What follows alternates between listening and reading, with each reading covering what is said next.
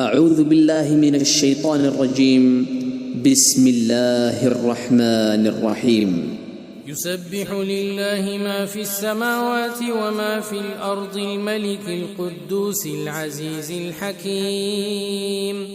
هو الذي بعث في الأميين رسولا منهم يتلو عليهم آياته ويزكيهم ويعلمهم الكتاب والحكمة وإن كانوا من قبل لفي ضلال مبين.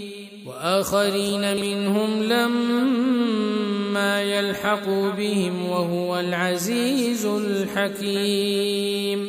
ذلك فضل الله يؤتيه من يشاء والله ذو الفضل العظيم. مثل الذين حملوا التوراة ثم لم يحملوها كمثل الحمار يحمل أسفارا. بئس مثل القوم الذين كذبوا بآيات الله والله لا يهدي القوم الظالمين.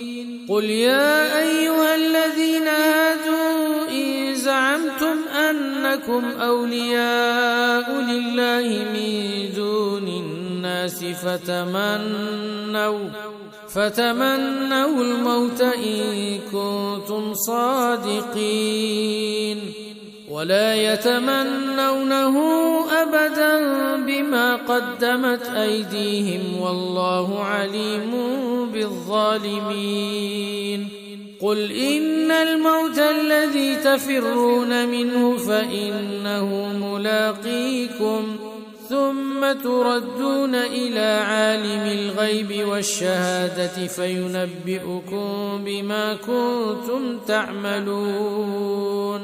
يا أيها الذين آمنوا إذا نودي للصلاة من يوم الجمعة فاسعوا إلى ذكر الله وذروا البيع ذلكم خير لكم إن كنتم تعلمون. فإذا قضيت الصلاة فانتشروا في الأرض وابتغوا من فضل الله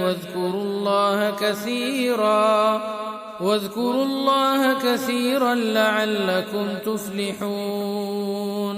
وإذا رأوا تجارة أو لهوا انفضوا إليها وتركوك قائما. قل ما عند الله خير من اللهو ومن التجارة والله خير الرازقين.